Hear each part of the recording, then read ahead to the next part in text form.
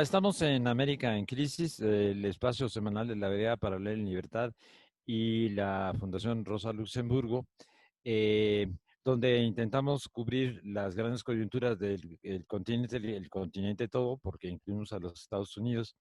Y hoy empezamos a hacer un balance del año con Laura Carsten y seguimos hoy con cuatro grandes personajes. Perdóname que lo diga así, ¿no? Bueno, grandes personajes por sí mismos y por cuán representativos son, ¿no?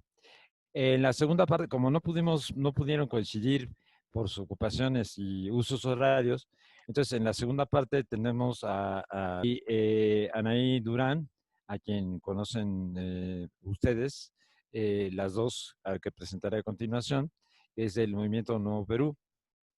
Y ahora están Canela Crespo, que pertenece a, bueno, fue parte de este proceso ejemplar que vivió Bolivia, ejemplar para el mundo, ¿no?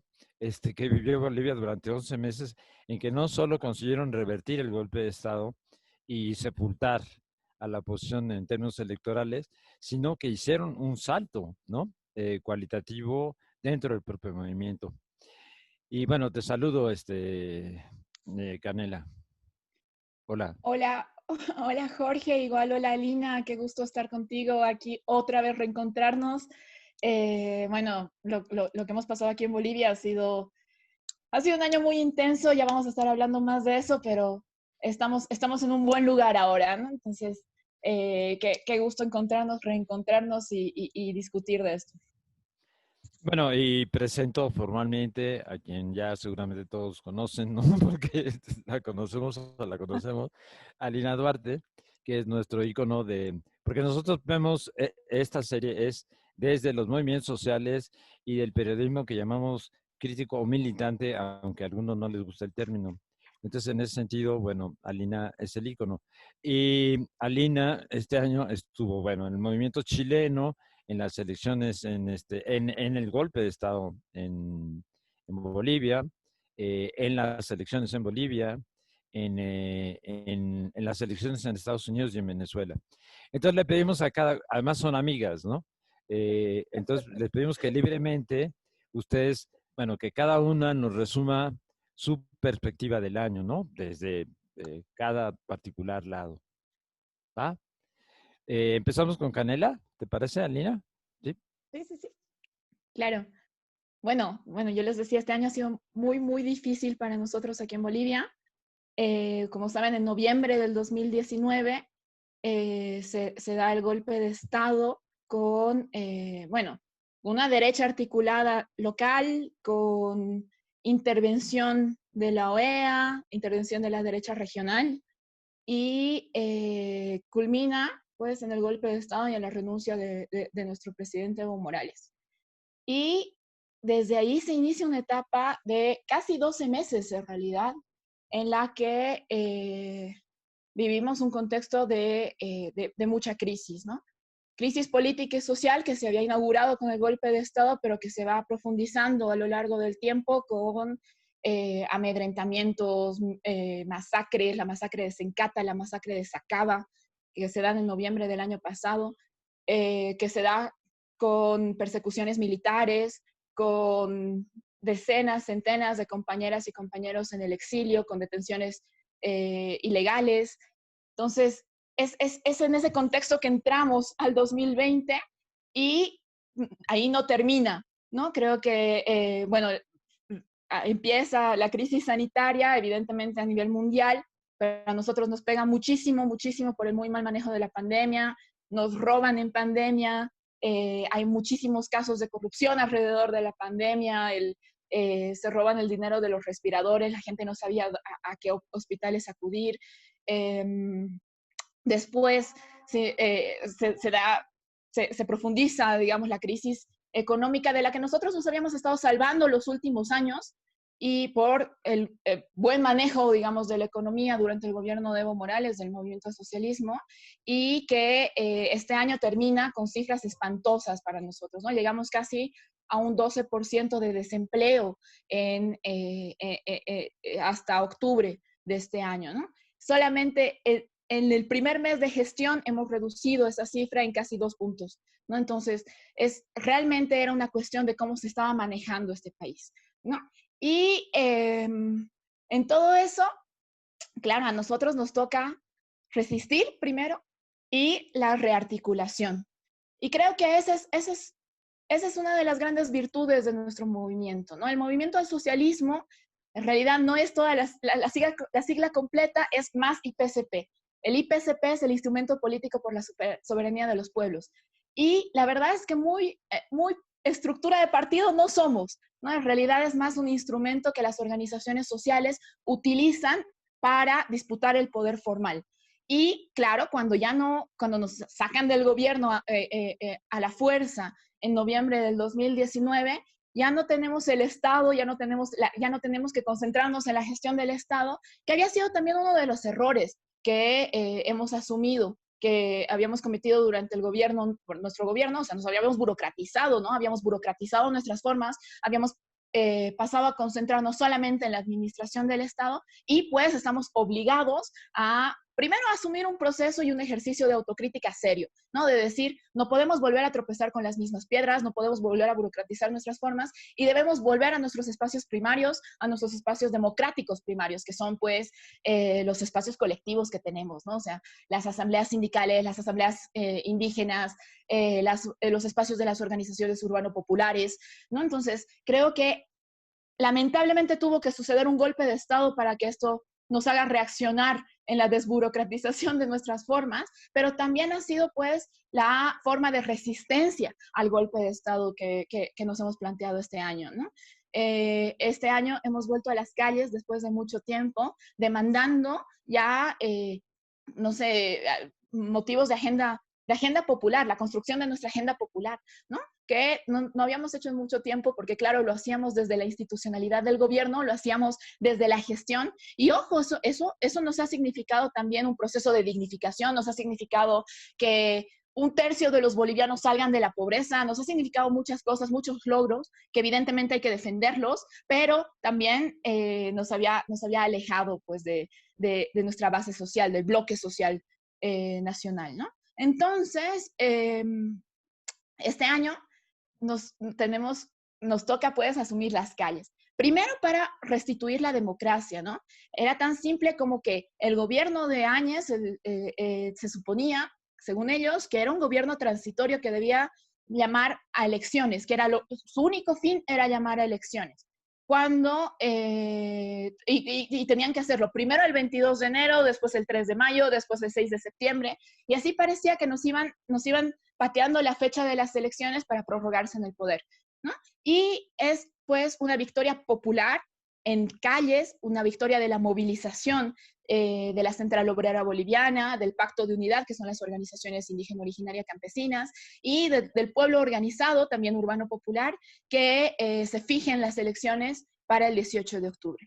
Llegamos al 18 de octubre mucho mejor de lo que habíamos iniciado el año, porque ya teníamos mucha más articulación social, y eso se ve plasmado pues en la victoria popular en urnas del 18 de octubre, en el que en ese día el pueblo boliviano da una lección de dignidad, da una lección de soberanía, da una lección también desde su identidad, ¿no? Desde el asumirse indígena originario campesino, desde el asumirse obrero, desde el asumirse de sectores populares, y ganamos, el proyecto popular gana con más del 55% de los votos en urnas, ¿no?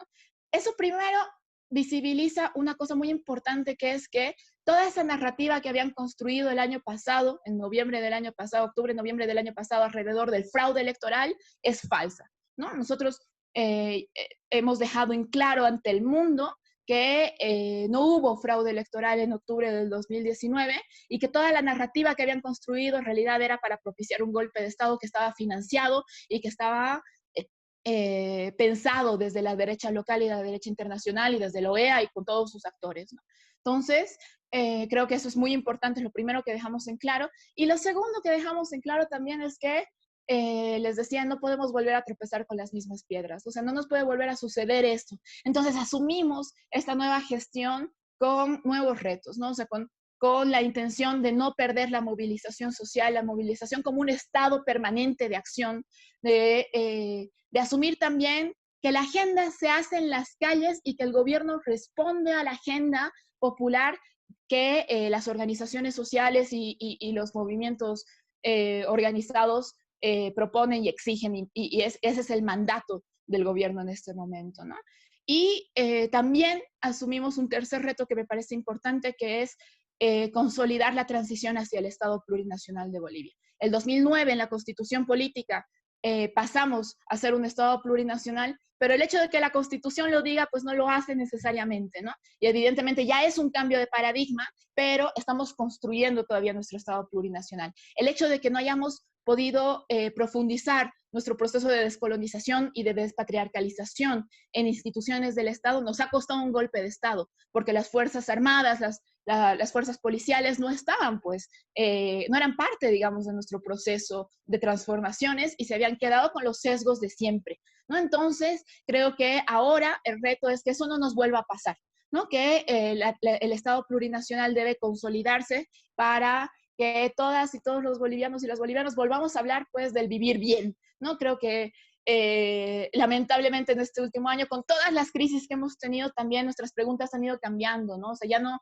estamos hablando de cosas abstractas del poder, sino más bien estamos hablando de cómo vamos a salir adelante, qué vamos a comer mañana, qué trabajo vamos a tener. Y es todo ese reto que debe asumir ahora nuestro presidente Luis Arce y nuestro vicepresidente David Choquehuanca, y consolidar la transición hacia el Estado plurinacional, asumiendo como dos focos imprescindibles la descolonización y la despatriarcalización del Estado.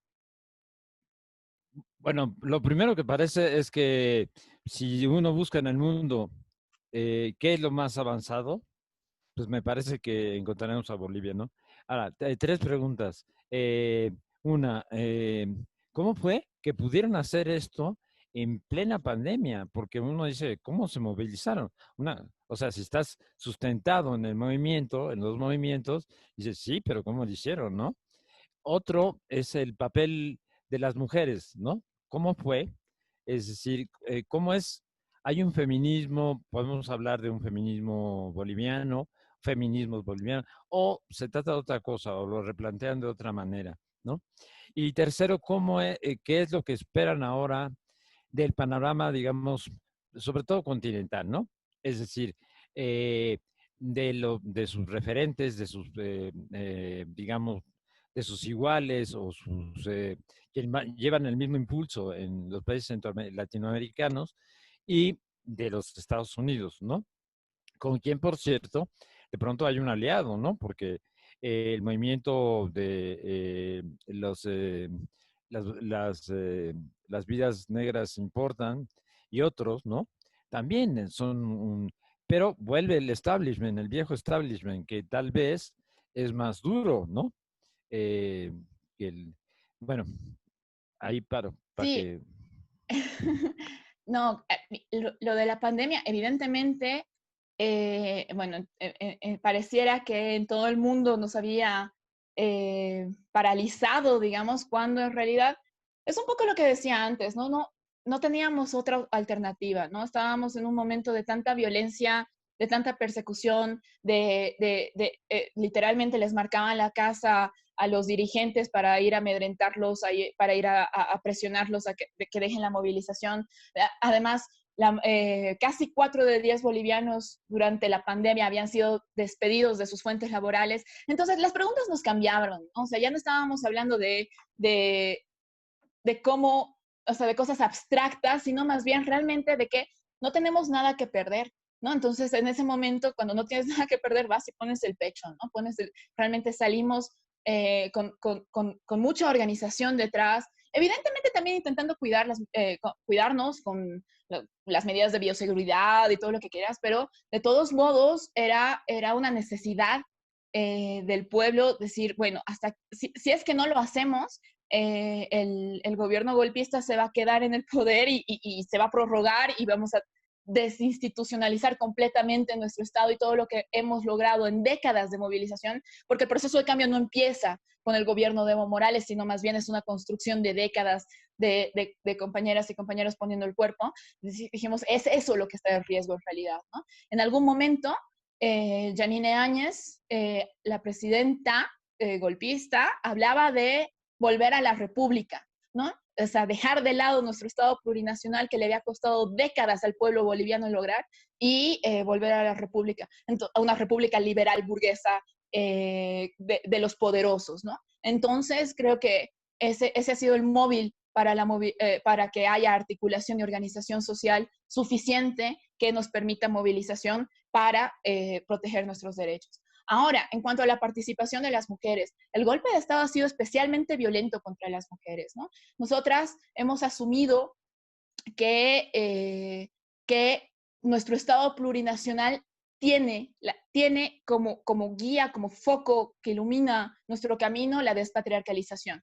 Es muy complicado eso para nosotras, las mujeres militantes que nos asumimos desde el feminismo, porque aquí en Bolivia hay un trauma con el feminismo. El feminismo había sido capitalizado por organizaciones civiles, ONGs, que asumían el feminismo como un feminismo liberal, ¿no? Y que también le hacía juego pues al patriarcado, ¿no? Entonces, nosotras decimos, bueno, la despatriarcalización para nosotras es saber pararse ante el patriarcado como sistema de dominación, pero también sabiendo ver todas las intersecciones que hay en medio, ¿no? Las intersecciones coloniales, las intersecciones capitalistas, o sea, la opresión racista, la opresión de clase también es parte de también nos paramos frente a eso en nuestra lucha por la despatriarcalización, ¿no? Entonces, en este último año, también se ha visto la resistencia de las mujeres bolivianas, ¿no? Sobre todo las mujeres indígenas que habían sido especialmente víctimas de este golpe de Estado, de la violencia del golpe de Estado, ¿no?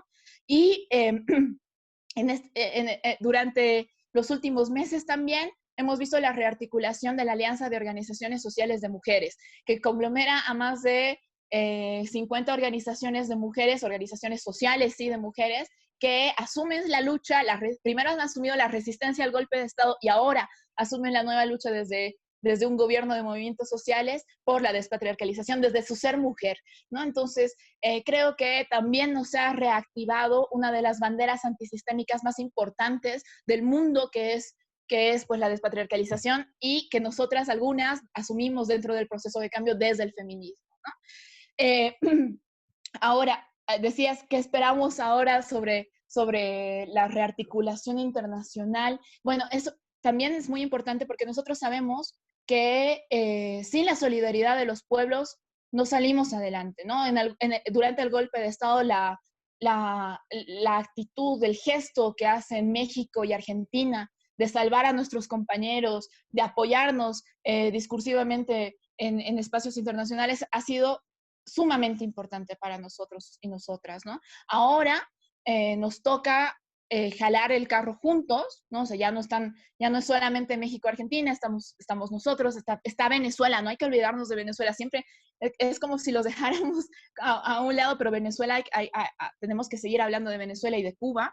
Y bueno, ahora también tenemos que saber mirar alrededor en los procesos de Chile, del Perú, del proceso electoral que viene en Ecuador y saber apostar por la diplomacia de los pueblos en este momento, ¿no? Sabemos que nuestro proceso boliviano, si bien es ejemplo en este momento y es sumamente vanguardista, no se va a sostener solo, ¿no? Entonces necesitamos seguir apostando por la construcción de la patria grande, de una patria grande libre, digna y soberana, ¿no? Entonces, creo que la gran apuesta es por la diplomacia de los pueblos. No solamente entender que las relaciones se hacen entre gobiernos, entre estados, en organismos internacionales, sino más bien se hace también entre los pueblos organizados, ¿no?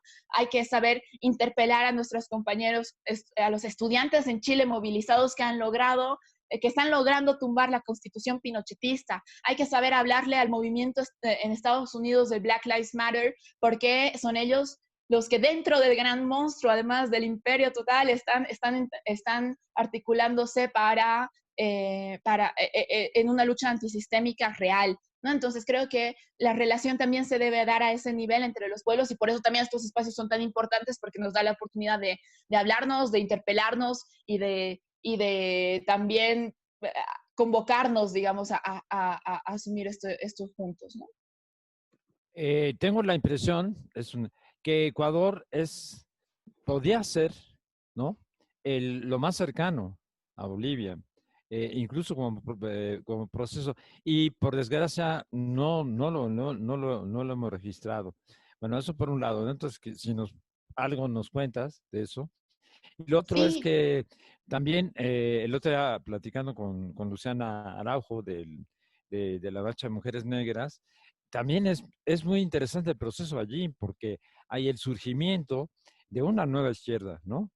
En circunstancias distintas, ¿no? Mucho más difíciles. Pero esa articulación justo con alguien que parece como quedarse lejos, que es Brasil, ¿no? Va quedándose como lejos también por su sentido imperial y en fin. Entonces, no sé, te pregunto. sí, bueno, con Ecuador sí tenemos muchísimas coincidencias. Nuestros procesos de transformaciones tienen una gran virtud que es que han podido hacer reformas constitucionales que nos han cambiado los paradigmas de lo que es el Estado, ¿no? Y en Ecuador también, yo creo que la presencia de los pueblos indígenas, de las organizaciones sociales, del pueblo organizado, lo que hacen también es por una cuestión de memoria histórica, cómo nos organizamos y de nuestras formas colectivas, también hay un gran movimiento social que disputa el poder formal a través de la idea de la revolución ciudadana, ¿no? Otra de las grandes virtudes del movimiento ecuatoriano es que como el boliviano nos alejamos un poco de esta idea del progresismo, ¿no? El progresismo evidentemente significa ampliación de derechos, pero no es pues una lucha necesariamente antisistémica, ¿no? O sea, no asume y no interpela los sistemas de dominación, ¿no? Creo que nosotros sí tenemos la lucidez de hablar de revolución, ¿no? O sea, la revolución ciudadana en el caso ecuatoriano y la revolución democrática y cultural en el caso boliviano de nuestro proceso de cambio, digamos, ¿no? Entonces, creo que hay que estar muy atentos a lo que sucede en las elecciones. Andrés Arauz tiene la capacidad de aglomerar toda esta fuerza popular en este momento y esperemos pues que no hay que estar muy vigilantes con la intención de intervención golpista que hay en este momento en Ecuador también. Ellos lo demandan y estos espacios, por ejemplo, tienen que abrirse también a ellos, ¿no? Hay que escucharlos, hay que estar atentos, hay que mantener vigencia de su tema porque necesitan nuestro acompañamiento y de nuestra solidaridad, sin dudas, ¿no? Y en el caso del Brasil, es verdad que el nuevo movimiento brasileño, sobre todo liderado por mujeres jóvenes y negras, es sumamente importante que tienen mucho para ofrecer porque ellas lo hacen pues desde banderas muy asumidas, ¿no? Desde la bandera de la descolonización, desde la bandera del antirracismo, desde la bandera de los feminismos, ¿no? Y desde la bandera también de la juventud, de las juventudes, ¿no? O sea, de la renovación, de los cambios. Yo siempre digo esto, lo mejor que tenemos para ofrecer como generación en el continente es que hemos logrado ver muchos cambios en nuestros procesos de transformaciones revolucionarios, que hemos sabido recoger de esos procesos revolucionarios lo mejor, defenderlo, pero que también tenemos la lucidez de mirar hacia atrás y decir, bueno, no, tenemos la capacidad autocrítica de reconocer nuestros errores y de hacia adelante tener la intención o la predisposición y la voluntad política, sobre todo, de cambiarlos, ¿no? Y creo que tanto el proceso boliviano, que estamos también trabajando en ello, como el proceso brasileño, sobre todo, tiene una capacidad de renovación impresionante y creo que esa es una gran virtud. El proceso ecuatoriano también, Andrés Arauz es muy joven, ¿no? Y que viene justamente de una generación que en su vida, con muchas más oportunidades, con mucha más inclusión, con mucha más igualdad y todo, pero que hacia adelante también asume errores y que asume que hay que cambiarlos también, ¿no? Entonces, es esa más o menos, ese es el tono en el que estamos intentando agruparnos, digamos, en la región. Y creo que México también juega un rol importante allí, ¿no? Creo que tiene que saber mirar hacia abajo y saber, o sea, aprender o sea, saber identificar las piedras con las que nosotros hemos tropezado para que ellos no lo hagan, ¿no? O sea, no pueden burocratizar sus formas, recién van 2 años de gobierno, tiene que seguir siendo un movimiento, ¿no? Aquí nosotros somos Movimiento al Socialismo, Morena es el Movimiento de Regeneración Nacional, entonces como que tiene que mantenerse en esas formas, no burocratizarse, y creo que mantener la calle, mantener que el hecho de que la construcción de la agenda popular se hace desde abajo y que el gobierno asume el mandato de la agenda popular es sumamente importante, ¿no? No hay que termino con esto. El otro día hablaba con un compañero mexicano que decía, no, nosotros no queremos salir en marcha, y era sobre un tema muy específico, no queremos salir en marcha porque van a creer que es en contra del gobierno. Y yo le decía, es exactamente lo contrario de lo que tienen que hacer, ¿no? O sea, más bien es mantener la movilización, mantener las calles para que esa calle, para que esa agenda se vuelva mandato para el gobierno, ¿no? Entonces, esa es una forma de blindaje, y esa es una forma de ponerle candados a los logros y de también profundizarlos. Sí, tenemos problemas particulares en México porque no sé, desde fuera puede creerse que Morena es un movimiento y Morena no es un movimiento, Morena es un partido.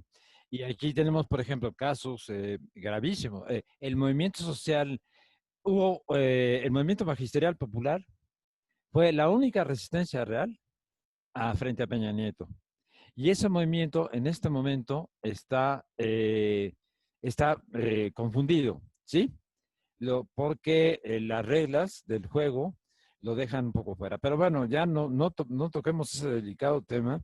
Y entonces le pido a Lina que nos dé una visión. Si alguien tiene una visión global, es ella, porque anda corriendo por todos lados, ¿no?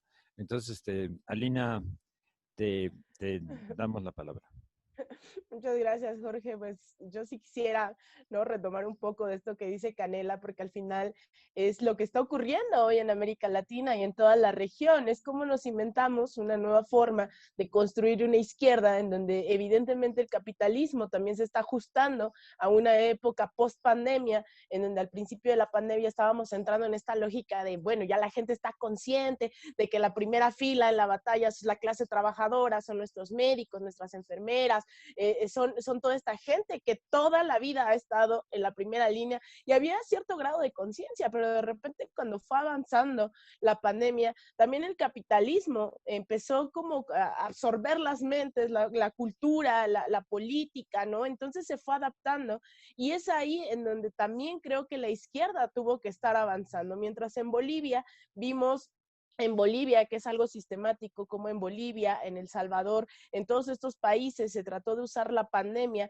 con una característica de control, ¿no?, con un despliegue militar, un control político, social. En otros países se optó, y que es algo que está ahí muy oculto, ¿no?, de cómo se manejó la pandemia, por ejemplo, en Venezuela, que es impresionante.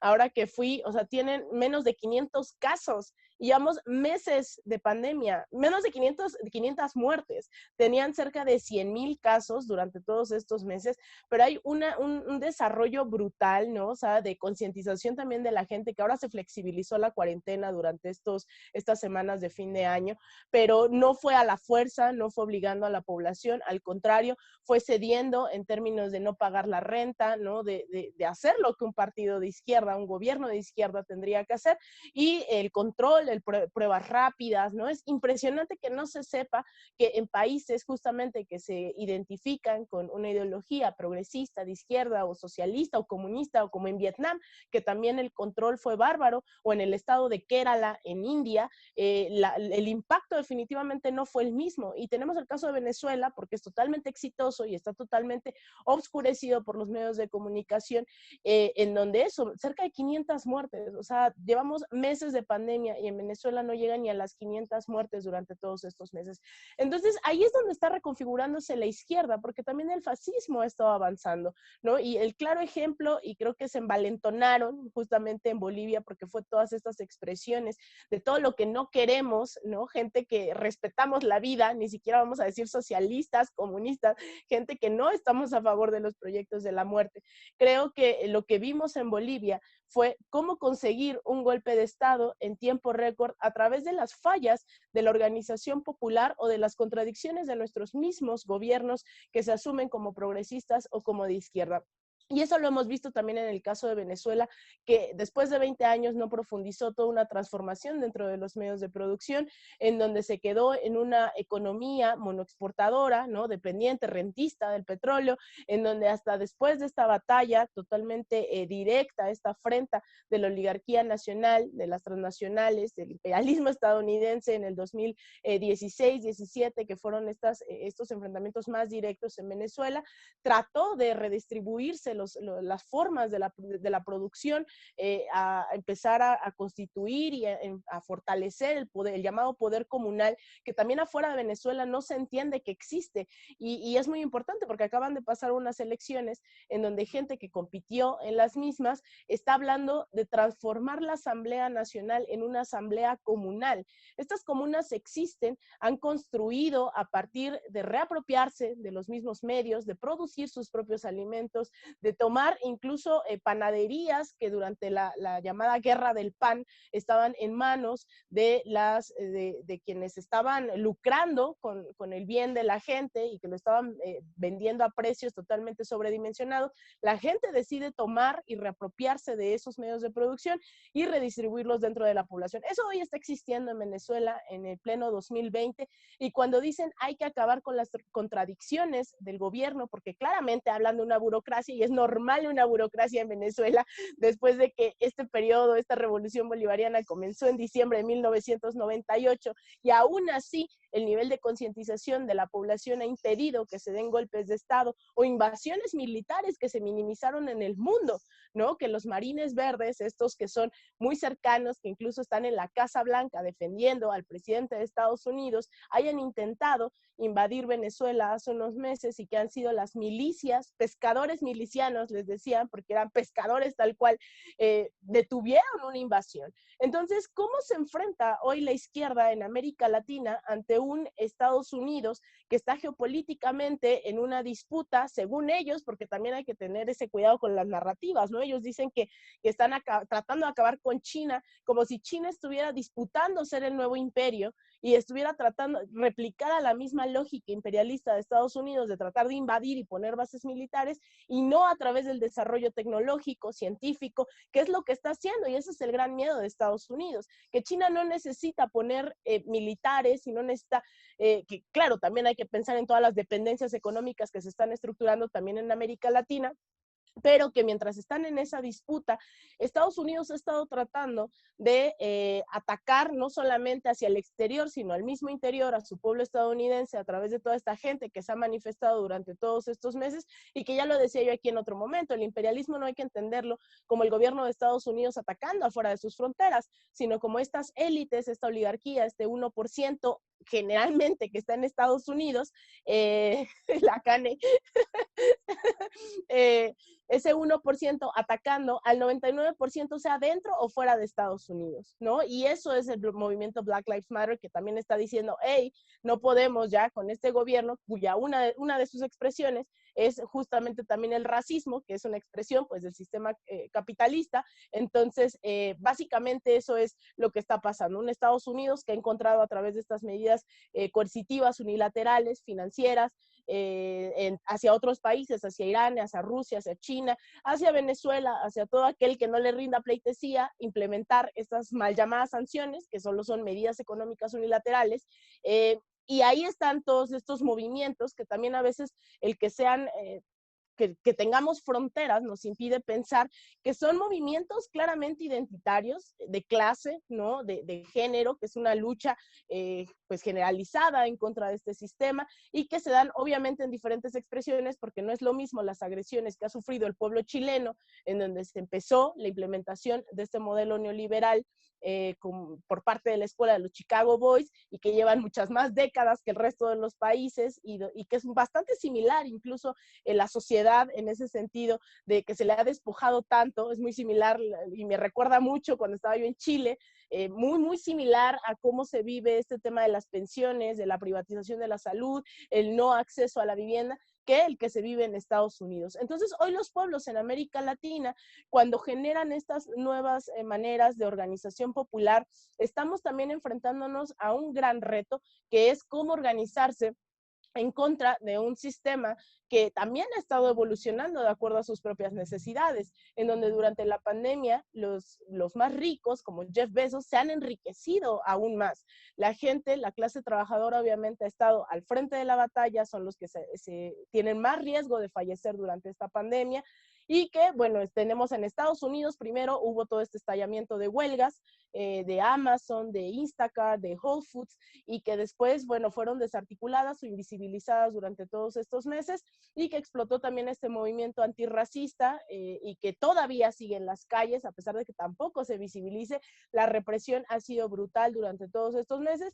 Tenemos expresiones en México en donde también hay una serie de contradicciones dentro de este modelo, y que una sí es claramente la consecuencia de la presión de Estados Unidos que ha tenido desde el principio de la gestión de Andrés Manuel López Obrador, tratando de imponerle aranceles del 18% en la frontera, donde se le ha tratado o sea, bueno, ha hecho mil cosas, ¿no? Donald Trump, desde llamarnos violadores, ¿no? Y después tuvieron que sentarse a negociar este tratado de libre comercio en Washington, lo firmaron el pasado mes de julio, pero claramente se expresan estas presiones, y que la moneda de cambio, también hay que decirlo, ha sido, por ejemplo, la comunidad migrante, y esto del muro, que no pagamos por el muro, pero nos convertimos en el muro, poniendo y desplegando a la Guardia Nacional en la frontera sur, haciendo lo que nosotros nos quejamos que nos hacen en la frontera norte, ¿no? En la frontera sur de Estados Unidos, pues también eso fue una parte de la moneda de cambio de estas negociaciones. Tenemos expresiones también como en Guatemala,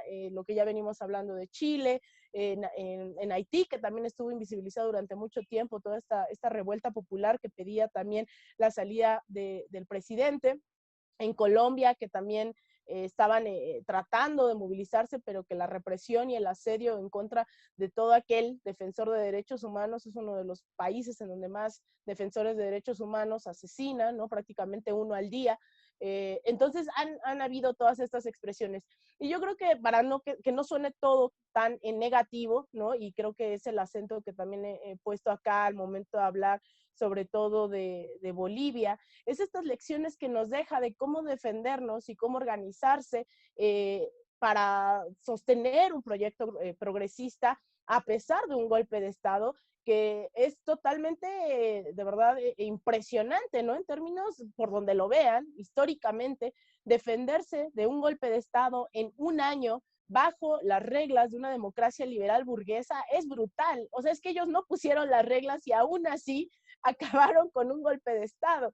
Estamos hablando de que en Honduras, en el golpe de Estado del 2009, todavía están viviendo las consecuencias del mismo. Y Bolivia, y que creo que por eso es tan importante lo que dice Canela, a través de la autocrítica, ¿no? Porque yo creo que, y cerrar filas, ¿no? Una unidad en contra, yo sí diría una unidad antifascista, ¿no? No nada más esta unidad que a veces nos meten liberal, en donde todos hay que ser amigos y no importa si eres fascista, con tal de acabar con otro fascista hay que unirnos. No, yo creo que es una unidad antifascista, claramente con un proyecto, y que yo escuchaba en Bolivia a las compañeras decir como, claro, hay muchas contradicciones, ¿no? Dentro de este llamado proceso de cambio. Sin embargo, no vamos a cerrar filas ni de chiste con unos fascistas que están matando a nuestra población, que tienen un proyecto totalmente racista, de muerte, colonial, patriarcal, que cerraron filas, pero que hoy creo la fuerza y a lo que se enfrenta, o es mi impresión, lo que se enfrenta Lucho y David, no es necesariamente lo que se enfrentaba Evo, porque hoy tienen un pueblo que resistió a la muerte, que falleció estando en las trincheras, y que no van a dejar que cualquier persona dé un paso atrás en esta organización popular y concientización de la gente que resistió un golpe de Estado a todas luces, pues fascista, ¿no? En América Latina. Entonces, bueno, ahí está inserto México. Yo totalmente estoy de acuerdo en que tiene que mirar México más al sur, que sería un gran paso, pensando en que México fue todo un referente para América Latina durante los 60, los 70, y que poco a poco, sobre todo a partir de Vicente Fox, fue alejándose de la región, fue teniendo estas políticas en contra de los pueblos de América Latina, a tal grado de que el sexenio pasado no solamente ya no era aliado de América Latina, sino estaba en contra y estaba liderando, por ejemplo, el Grupo de Lima, ¿no? México, a través de su canciller, en ese momento Luis Videgaray, se dedicó a encabezar esta lucha, esta afrenta en contra de Venezuela a través de este grupo de Lima. Entonces, bueno, hoy vemos que sí hay cambios, tal vez no es el Andrés Manuel que a los latinoamericanistas nos gustaría ver diciendo, sí, vamos por el Abya Yala y por la patria grande, no es, pero también por la vía de los hechos ha cambiado un montón de cosas, ha cuestionado al mismo Luis Almagro dentro de la OEA, dejó de participar en el grupo de Lima, recibió al presidente de Cuba, Díaz-Canel, Alberto Fernández de Argentina, es decir, la CELAC también se está recuperando gracias a México, por la vía de los hechos sí está ocurriendo, ¿no? A pesar de que, y creo que con justa razón, esto de la autodeterminación de los pueblos y la soberanía y los principios de política exterior se han estado retomando después de estar tan acostumbrados en México a que eso fuera solamente un mito. Hoy México incluso se atreve a decir, y eso vamos a ver en qué va a terminar, creo que es muy importante seguirle el paso a estas declaraciones que hace Andrés Manuel de la reforma a la Ley de Seguridad Nacional, en donde se plantea cómo se van a poner límites a los agentes extranjeros que operen aquí en México, lo cual es un gran revés. Apenas vimos a William Barr, al fiscal general, hace unos días, unas horas, cómo se pronunciaba diciendo que esto podría complicar la relación bilateral y de cooperatividad, porque claro, tenemos a la DEA y a la CIA y a todo mundo aquí a la vuelta de la esquina, ¿no? Revisando nuestros trastes sucios y operando de tiempo completo, y ahora Andrés Manuel les dice, hey, espérense tantito, ¿no? A lo mejor ustedes ya no pueden estar aquí, vamos a delimitar las funciones, y eso creo que va a ser un punto muy importante dentro de la relación bilateral, que no hay que minimizar, no hay que perder de vista, porque claro, hemos sido este patio trasero, ¿no?, de Estados Unidos, pero más que eso, ¿no? Hemos sido como una extensión territorial, y que después de implementar la Guardia Nacional, como si fuera la patrulla fronteriza estadounidense, el que les digan, bueno, sí, ya estuvo, y hicimos eso, pero ya no más, va a ser importante. Entonces, bueno, estamos ante una reconfiguración definitivamente política, económica, con una pandemia que agudizó las contradicciones de este sistema capitalista, que también puso a los movimientos sociales a generar esta imaginación sociológica, ¿no? ¿Cómo nos imaginamos un nuevo horizonte? ¿Qué mecanismos, qué herramientas tenemos alrededor? Y que de verdad yo se los digo en tono de broma y no a la gente que de repente tenemos estas charlas, haber regresado de Bolivia y de Venezuela durante estos meses y tener la oportunidad ahora de socializar esto con ustedes, es como venir del futuro, ¿no? O sea, yo veo en Bolivia esta aspiración de nosotros, sobre todo en un México que se olvida mucho de los pueblos originarios. Para quien no lo sepa, yo soy Xochimilco, ¿no? Entonces, simplemente esta concepción de la ciudad y de que en Xochimilco todavía hay pueblos originarios es muy difícil de entender, ¿no? El quehacer político, las asambleas, todo eso es muy ajeno para la población, y en Bolivia nos enseñaron que no tienes que dejar de ser boliviano para ser aymara, ni dejar de ser aymara para ser boliviano. Y es como, ¿no? Sin esta concepción colonialista de, ay, ven, te abrazo, y nuestros pueblos indígenas, y qué bonitos. No, o sea, están haciendo política, están haciendo historia, están disputando la construcción de todo un nuevo Estado. Y en México nos hemos olvidado mucho de eso, a pesar de tener una gran población indígena originaria en nuestro país, ¿no? Entonces, en ese sentido, México creo que tiene que voltear mucho a Bolivia. Y en el caso de Venezuela, pues, ¿qué se dice? Yo sé que en 5 minutos no voy a acabar de desmantelar todas estas narrativas que en Venezuela se han impuesto durante más de 20 años, pero lo cierto es que durante todo este proceso se ha reconfigurado también la noción del poder popular, ¿no? Eso es lo que creo que para mí como que me impacta más, el poder popular, y sobre todo también este poder comunal que se está consolidando y que está por ley, ¿no? Organizarse en comunas y disputar también esas funciones del Estado, en donde por la vía de los hechos está ocurriendo,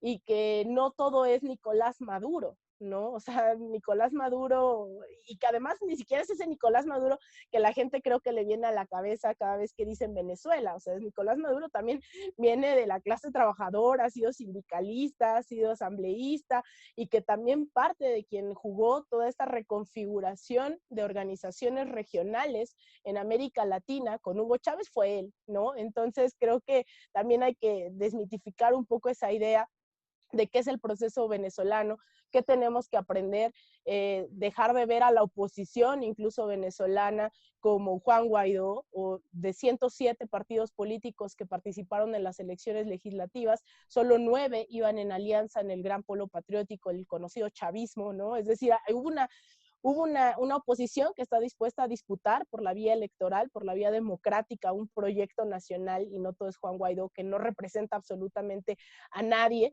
Entonces también eso es como, y aprender a que esas oposiciones, tanto en Venezuela como en el caso de Bolivia, el golpismo, no necesariamente necesitan la vía democrática, ¿no? Están dispuestas y dispuestos a salir a matar, a salir a perseguir, eso es un proceso muy, muy violento, en donde en México, yo todavía cuando lo platico me da mucho miedo con la gente que dice como, no, es que a nosotros no nos va a pasar porque Andrés Manuel tiene el 70% de aprobación, y es como, sí, bueno, Evo también tenía mucha aprobación, el gobierno de Hugo Chávez tenía mucha aprobación, le dieron un golpe de Estado en el 2002, ¿no? Entonces, tratar de pensar más allá de esta democracia liberal burguesa, y sí de una organización, porque creo que hay algo clave en América Latina, y es que hay un montón de conciencia revolucionaria, hay un montón de conciencia sobre qué ha sido todos los procesos de formación política, que creo que hoy en México todavía no se está muy, muy presente, no se tiene muy presente, ¿no? El pensar que ganando en las urnas, y ahí está Ecuador, que no todo fue en su momento el correísmo, Alianza País se dedicó a ganar de manera espectacular todas las elecciones posibles, pero no pudieron disputar un proyecto de largo plazo. Entonces, cuando vienen procesos contrarrevolucionarios, es bien fácil desmantelarlos porque la gente no está consciente de qué está de por medio. Y de por medio está la vida de nuestras mujeres, el futuro de nuestros niños, la dignidad de nuestros pueblos. Y yo creo que hoy en México todavía estamos a tiempo de aprender un montón de lecciones que nos deja Bolivia, que nos deja Venezuela, esta disputa en las calles que nos deja también Chile, ¿no? Las asambleas constituyentes que se están emprendiendo y se emprendieron durante las últimas 2 décadas. Y pues cerramos un 2020 todavía con una pandemia, con la posibilidad de ya el acceso a una vacuna, que también vemos como los gobiernos de eso van a ver, ¿no? Quiénes la quieren vender, quiénes la quieren socializar, esta batalla del siglo XXI por la vacuna. Y yo creo que todavía vamos a ver durante los próximos meses, y hay que estar muy pendientes del proceso de la Asamblea Constituyente en Chile. Todavía no estamos seguros de que sea una constitución revolucionaria y popular, va a ser paritaria, pero bueno, hay que estar muy pendientes ahí. Vamos a seguirle los pasos a Bolivia, ¿no? Cómo se va a constituir y todos estos retos que tienen por delante. En Venezuela, pues se abre una nueva etapa el próximo 5 de enero con la toma de la Asamblea Legislativa, la nueva Asamblea Legislativa Nacional en el país.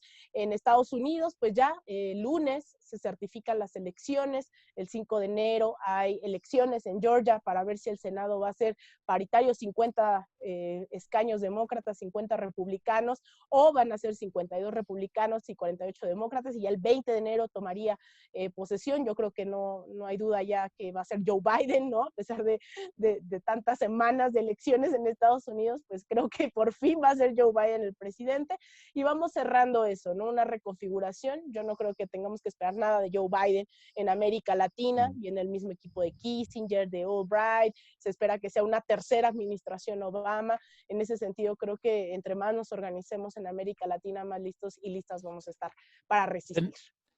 Tenemos 2 minutos porque a continuación vienen las compañeras de Brasil y de Perú.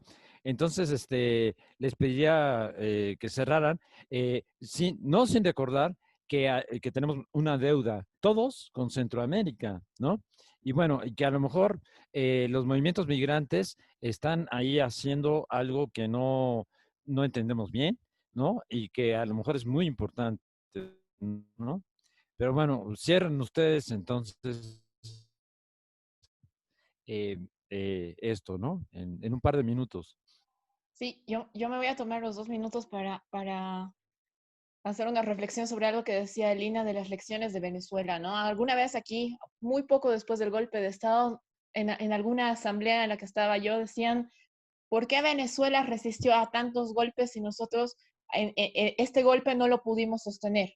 ¿No? Y la reflexión de los compañeros era clarísima. La primera era que en Venezuela, en la calle, la gente habla de socialismo.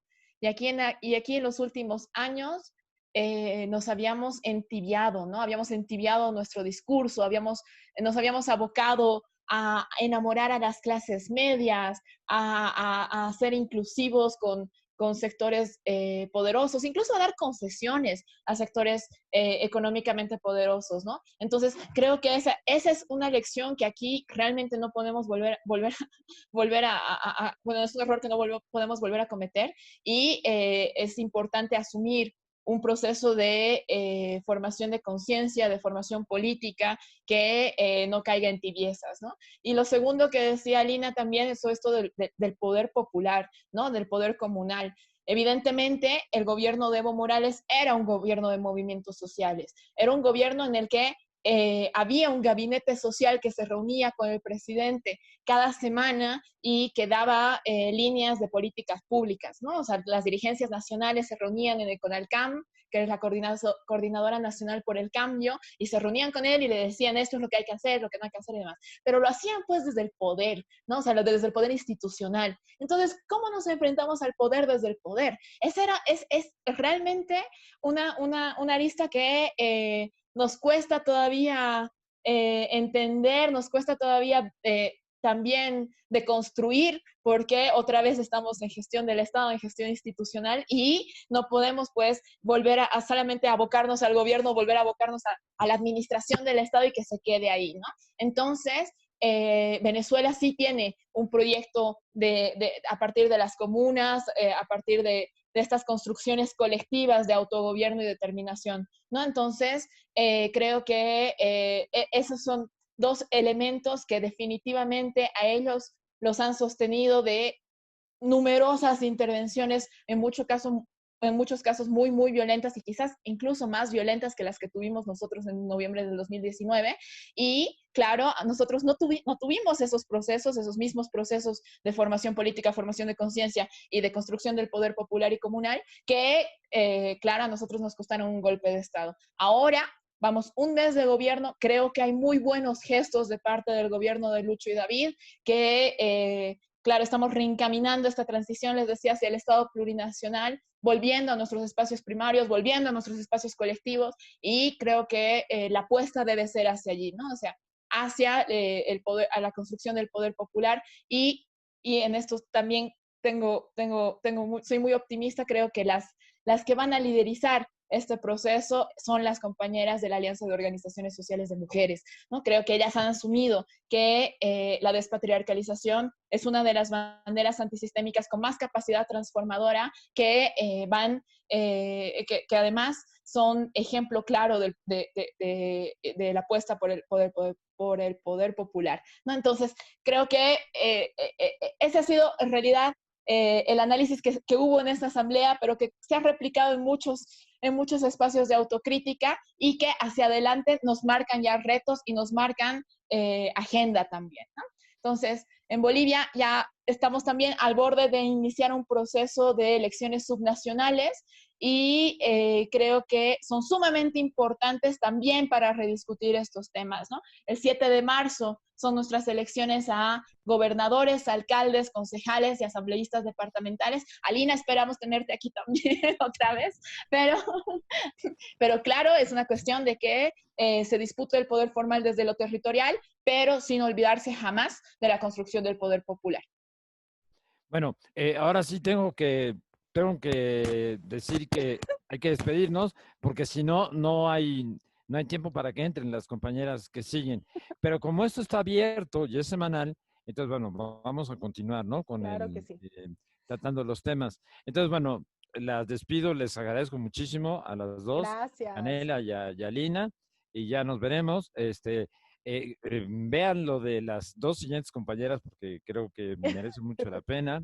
Y y ya, a la de una, dos, tres, nos despedimos. Bye. Gracias. Chao, Alina. Chao, Chao, Jorge. Cane, un abrazote. Hola, hola a todos, bienvenidos a esta nueva sesión de nuestro ciclo América en Crisis.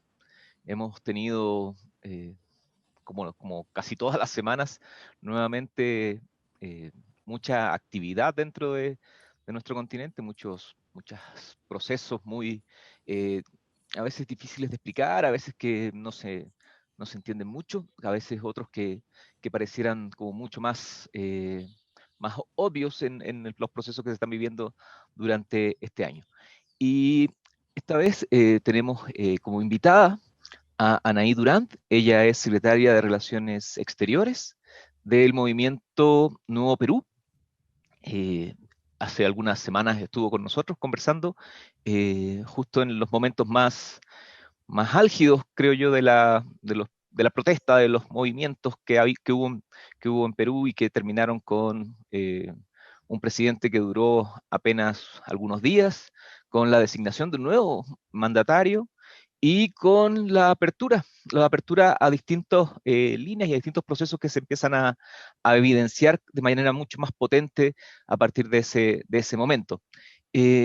Anaí, ¿te parece si ya que estamos en diciembre y empiezan a ver como todos estos recuentos, digamos, de los años, pudiéramos comenzar por ese lado, digamos, haciendo un recuento, un panorama general de lo que enfrentó Perú durante este 2020, un año marcado fundamentalmente por la pandemia, en sentido general y global, pero también marcado por estos procesos muy particulares de lo que se vivió en tu país.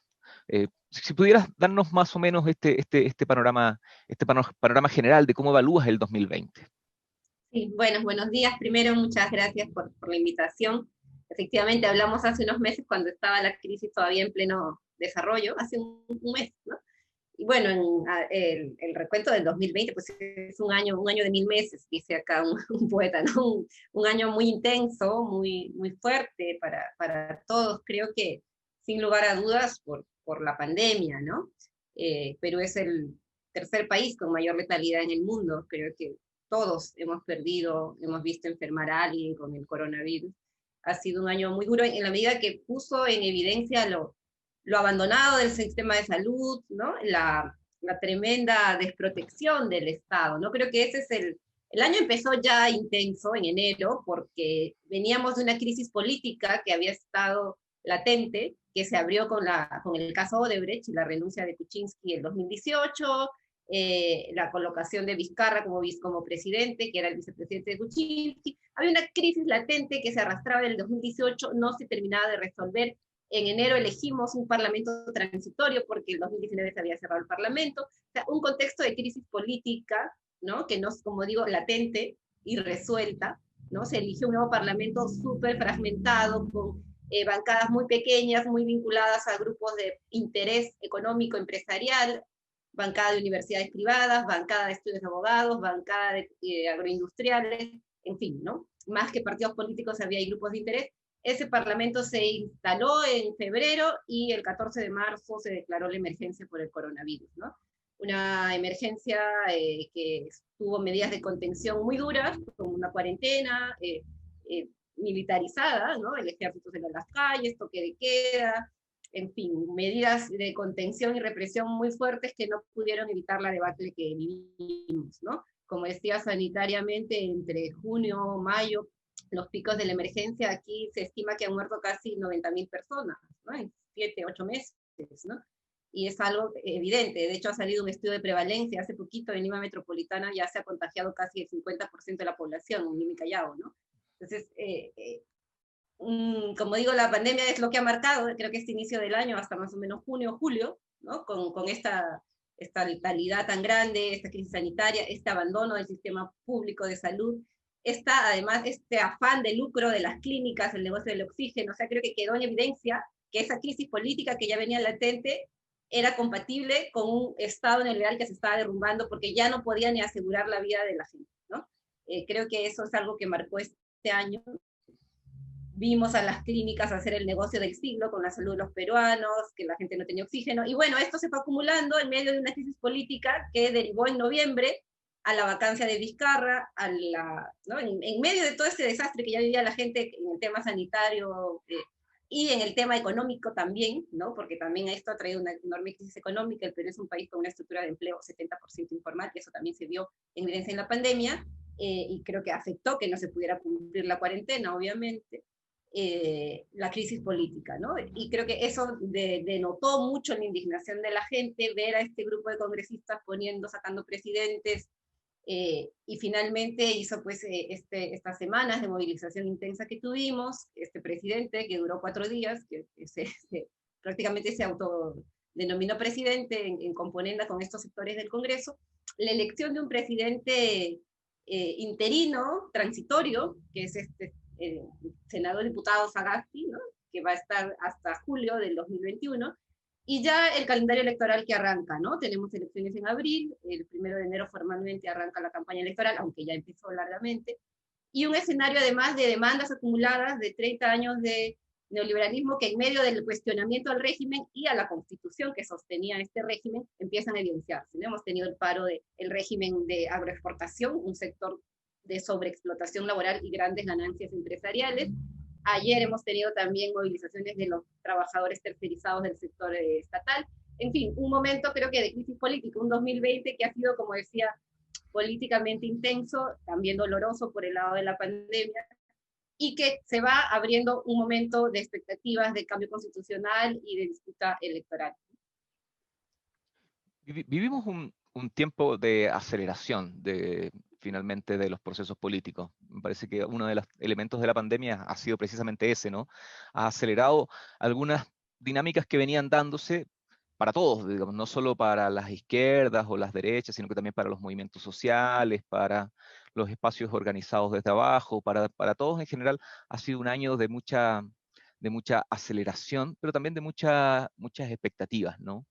Tú mencionabas antes de entrar, digamos, al tema de la presidencia, de las vacancias, de las posibilidades electorales, de los cambios políticos más coyunturales, hablabas, por ejemplo, de este derrumbe, de este proceso de derrumbe que no termina no termina de concluir del neoliberalismo.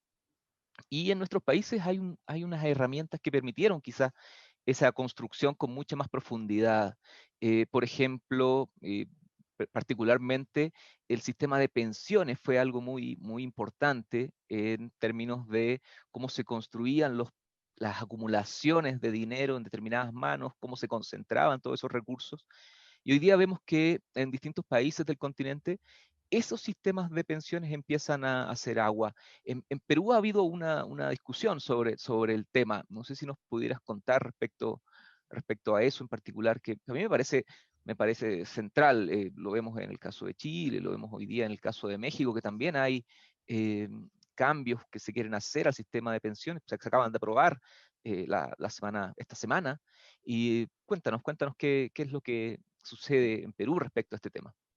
Sí, bueno, yo mencionaba la Constitución del 93, que fue una constitución hecha básicamente para constitucionalizar el modelo económico, ¿no? Impedir que luego se pudieran hacer cambios fácilmente, ¿no?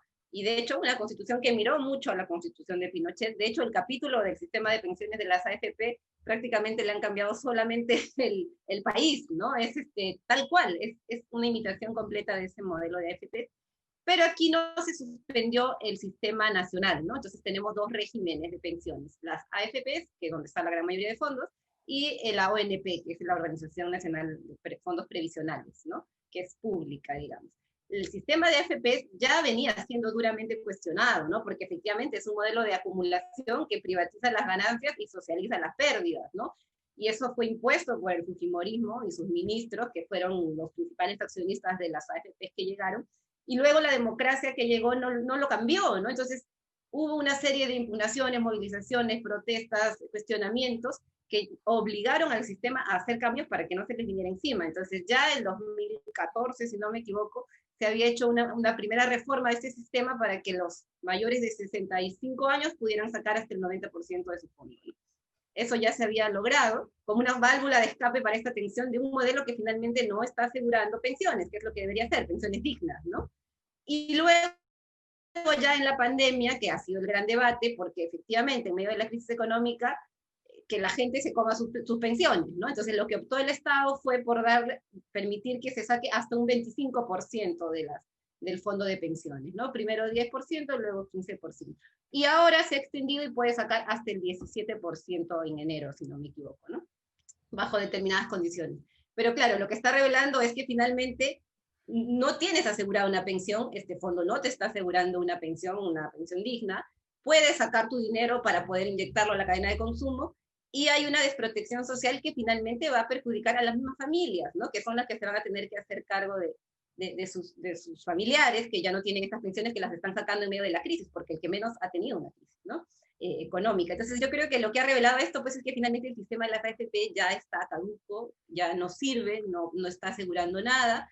Y claro, aquí en Perú el debate es qué hacemos con el sistema nacional previsional, que siempre estuvo olvidado, siempre estuvo marginado, pero que paradójicamente muchos jóvenes empezaron a aportar ahí, ¿no? Entonces, ¿cómo aprovechamos este momento más bien para discutir en serio un sistema de pensiones digno, un sistema de aseguramiento previsional que permita terminar con el lucro de las AFPs y pueda finalmente tener una visión mucho más integral de la protección social, ¿no? Que es finalmente lo que debe asegurar una pensión.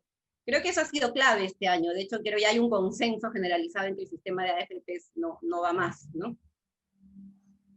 Sí, yo creo que en general en América Latina los sistemas, el núcleo del neoliberalismo latinoamericano tiene que ver fundamentalmente con estos sistemas de pensiones. No creo que se entiendan el neoliberalismo sin eso, porque permite una concentración de dinero gigantesco en muy pocas manos. Y finalmente uno cuando ve a dónde va ese dinero, va fundamentalmente a financiar proyectos extractivistas, va a financiar determinados grupos que están controlando, porque tú nos decías lo de las bancadas empresariales, digamos, dentro del Congreso.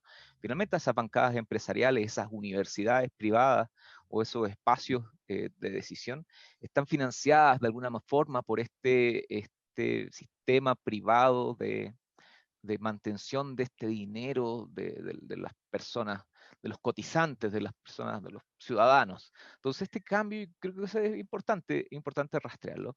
Pero además de eso, tú nos hablabas de este tema constitucional, que es quizás uno de los elementos que uno podría ver desde afuera, que empieza a surgir con mayor fuerza.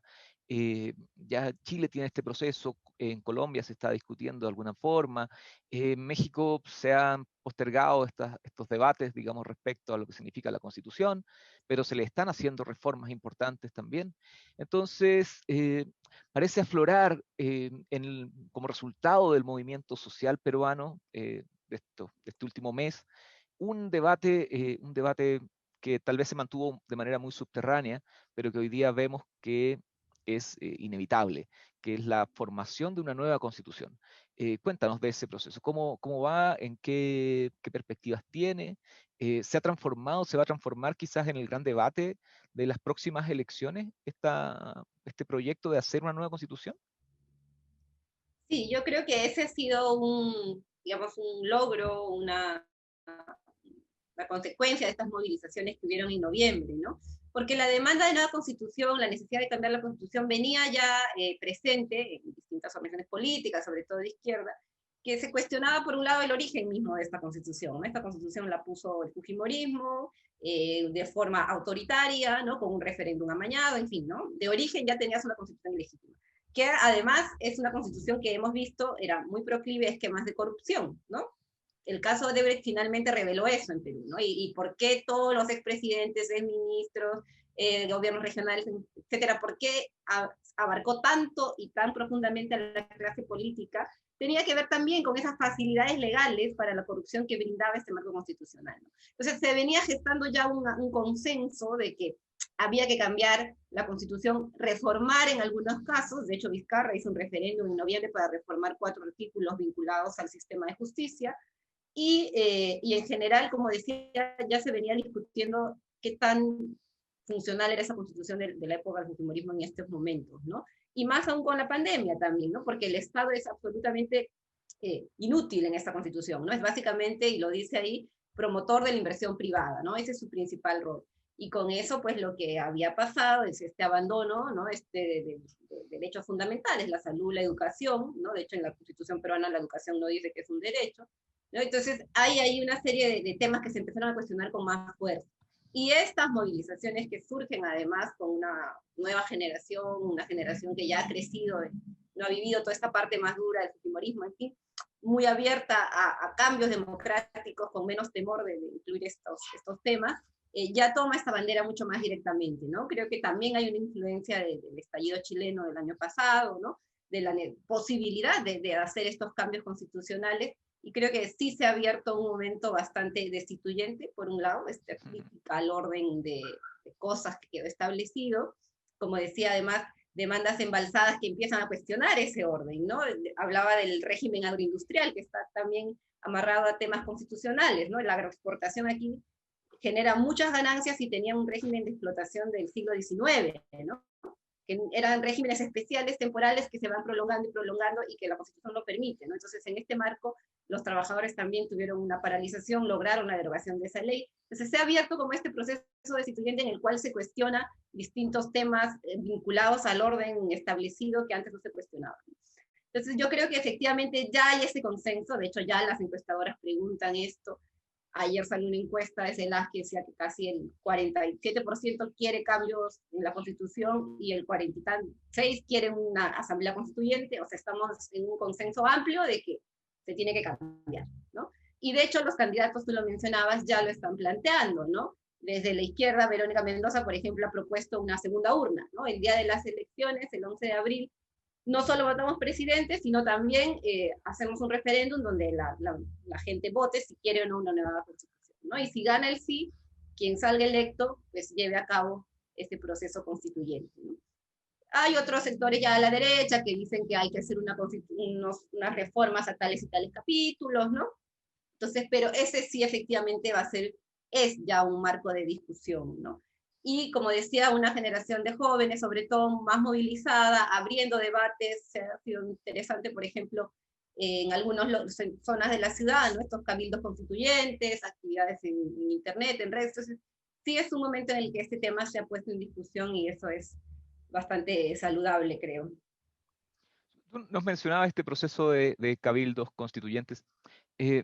Desde abajo, además de esto, ¿cómo se ha retomado esta idea de una nueva constitución? Porque uno de los elementos difíciles de considerar muchas veces en estos debates es que eso pareciera como algo que tiene que ver con el mundo político, que tiene que ver con el mundo, exclusivamente con el mundo de los partidos y todo eso.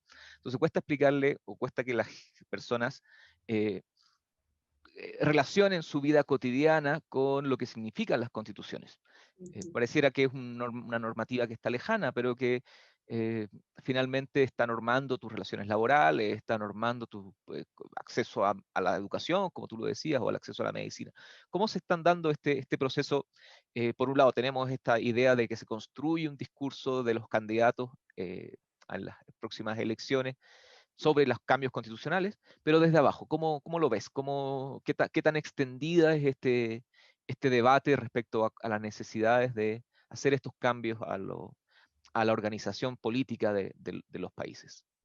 Sí, yo creo que eso es clave, porque el cuestionamiento de la Constitución como producto de un orden, de un pacto social, es algo que no siempre se engancha con las necesidades concretas de la gente, ¿no? De hecho, eso pasó el 2000, cuando se cae Fujimori y su entorno, ¿no? No se toca la Constitución y no es una demanda masiva de la gente que estábamos movilizada en esa época contra la dictadura, ¿no? O sea, no se puso como punto fundamental nueva Constitución.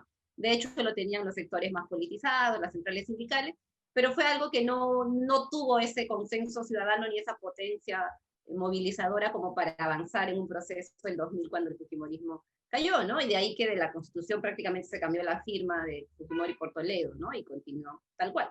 Entonces creo que lo que sí ha logrado hacer esta movilización por un lado y esta crisis que hemos vivido con la pandemia y ya previamente con la corrupción, es poner en discusión la Constitución como algo que está impidiendo que los peruanos vivan mejor, ¿no? Entonces eso me parece que ha sido un poco el enlace, el enganche que se ha logrado en este momento de crisis, ¿no? Como decía, por ejemplo, el tema de los monopolios. Estamos teniendo un monopolio del oxígeno que finalmente ha hecho que la gente se muera, ¿no? O sea, no consigue oxígeno, tenga que endeudarse, que andar con el balón de oxígeno buscando, porque en medio de la pandemia eso era, ¿no? Entonces, y el ministro de Salud diciendo no podemos hacer nada porque la Constitución, no sé qué, ¿no? Entonces sí creo que, o el monopolio de las farmacias, entonces es una Constitución muy lesiva para los derechos de la gente, y creo que esta pandemia lo ha evidenciado, ¿no? o en el tema educativo. Finalmente, quienes han tenido dinero para tener un colegio que les asegure clases virtuales, pues lo han hecho, y el resto, la gran mayoría, aprende en casa 1 hora al día, y de verdad no se aprende mucho, ¿no? Por televisión. Entonces sí creo que ha quedado mucho más expuesto lo vulnerable que deja este marco constitucional a las grandes mayorías, ¿no? Y en un país además que ha tenido recursos, porque no es que este país no haya tenido recursos, se nos ha dicho, y están las cifras, que hemos tenido crecimiento macroeconómico, crecimiento del PBI, ¿no? Los altos precios de los commodities todos estos años de exportaciones de materias primas, y donde todo estaba muy favorable, por un lado para la corrupción, por otro lado para las empresas que no tributan. Tenemos una tasa de tributación bajísima amarrada al orden constitucional. Entonces creo que eso ha sido una de las, ha podido interiorizar que este orden de cosas amarrado a una constitución ya de origen ilegítimo, ¿no? Y funcional totalmente al orden neoliberal, no va más, ¿no? No está asegurando la vida misma de la gente, ¿no? Sí, me parece recordar las cifras que Perú ha tenido una tasa de crecimiento, no sé si la primera o la segunda en América Latina en los últimos, no sé, 10 años, me parece que así ha sido, digamos, según las cifras macroeconómicas. Oye, pero yendo ahora, saliéndonos de estos proyectos de cambio político que pueden ser de mediano plazo, entremos en lo que está ahora en la coyuntura misma, estas necesidades que el movimiento social ha puesto sobre la mesa. Hubo un proceso de una represión muy fuerte en Perú, y se ha visto en los últimos días que Sagasti está planteando la necesidad de reconstruir de alguna forma ese proceso, digamos, de las policías, de las formas de vigilancia del Estado y todo eso. ¿Cómo ves esos cambios que se están haciendo desde lo político en términos fundamentalmente de la relación con las personas movilizadas? ¿Cómo el gobierno ha empezado a tender puentes, o ha empezado a escuchar un poquito más o menos a las personas que se están movilizando? Yo creo que para empezar es un gobierno muy débil, ¿no? Sagasti ha sido elegido por el mismo parlamento que vacó a Vizcarra, que puso a Merino, y es muy débil, ¿no? Yo creo que hay una debilidad que es parte de la crisis que no se ha cerrado, ¿no? Entonces yo creo que la debilidad misma de Sagasti le impide hacer reformas más allá, porque el parlamento sigue siendo el mismo, sigue siendo adverso, sigue siendo este parlamento, como decía, tomado por grupos de interés. Entonces, yo creo que no hay que esperar mucho de lo que pueda hacer Sagasti, con que asegure elecciones en abril y entregue el mando en julio, yo creo que ya es bastante, ¿no? Y también los mismos grupos políticos, ¿no? Tú mencionabas el tema de la represión que hubo aquí, todo el tema de la policía, ¿no? Claro, había una demanda, parte de la demanda de las movilizaciones fue una reforma policial, porque el uso desmedido de la fuerza ya no es nuevo aquí, ¿no? Digamos, lo que llamó la atención fue que sea acá en Lima y que murieran 2 jóvenes, pero ya, o sea, esto viene de antes, ¿no? En cada conflicto social que hay en las regiones mueren por lo menos 4 o 5 peruanos, ¿no? Hubo unas movilizaciones en Cajamarca contra una empresa minera, murieron 5, ¿no? O en 2012 en Espinar murieron otros 6, ¿no? En Bagua, en la Amazonía. O sea, la lista es larga, o sea, la Policía Nacional aquí tiene licencia para matar, literalmente, y de hecho se han hecho arreglos para que haya impunidad, ¿no? Entonces lo que la población reclamaba, y con justa razón en medio de esta, además de la conmoción que había sido la violencia que se desplegó estos días de movilización contra jóvenes además desarmados, fue muy indignante, ¿no? Y sí se reclamaba una reforma policial, ¿no? Que se pueda revisar los protocolos. Y bueno, ahí ha habido una serie de intentos, yo creo que bien intencionados del presidente, pero que han terminado fracasando, ¿no? Y como digo, su debilidad estructural misma de un presidente transitorio, puesto ahí por una correlación muy momentánea en el Congreso, no le permite ir más allá. De hecho, ya han pasado en un mes, hemos tenido 3 ministros del Interior, ¿no? Que es el que rige la policía, justamente porque no hay consenso en llevar a cabo esa reforma. Entonces yo creo que ese es un tema que va a seguir ahí pendiente, ¿no? ¿Qué hacemos con la Policía Nacional? Que como digo, no sé, lamentablemente ya tiene un historial de uso desmedido de la fuerza que termina siendo pues letal para los ciudadanos. No, la pregunta también incluso es más amplia. ¿Qué hacemos con las policías? En Exacto, términos generales, digamos, no sí. es algo aislado de Perú, de lo que pasa. Lo vemos ayer o anteayer en Argentina, por ejemplo, el rol de los policías. Lo vemos, bueno, en todos lados está esta situación de, pues, como pareciera que se mandan solos finalmente, Sí. pero en realidad no se mandan solos. O sea, detrás de ellos también hay dinámicas de poder y dinámicas que uno debería tender a modificar. Pero pareciera que el problema es mucho más grande que solo de un país, sino que pues, incluso uno lo puede ver en Estados Unidos como estos policías actúan pues, violando los derechos humanos de manera sistemática y así. Eh, pero pero yendo nuevamente a este tema más coyuntural respecto a los movimientos, al movimiento que hubo hace algún tiempo, o que sigue, digamos. Que tiene que ver con algo que cuesta, digamos, cuesta dar el tránsito entre lo que se produce en la calle, lo que se produce de manera masiva, en la capitalización política, digamos, en transformar esto en, en organizaciones que sean más estables, que puedan darle contenido político, que puedan generar un proyecto, que puedan decir, bueno, criticamos y desmantelamos el proyecto de las AFP o del sistema de pensiones, pero ahora tenemos una propuesta que es un proyecto distinto, o incluso de la misma policía, claro. Queremos desmantelar la policía, pero ¿cómo generamos un proyecto de nuevas policías sin que mantengan sus dinámicas? ¿Cómo se están capitalizando, cómo se está cristalizando este movimiento en propuestas concretas, en temas que tengan que ver con generar un proyecto político y no solamente quedarnos en la propuesta, en la oposición a, sino que ahora en la parte de proyectarnos como?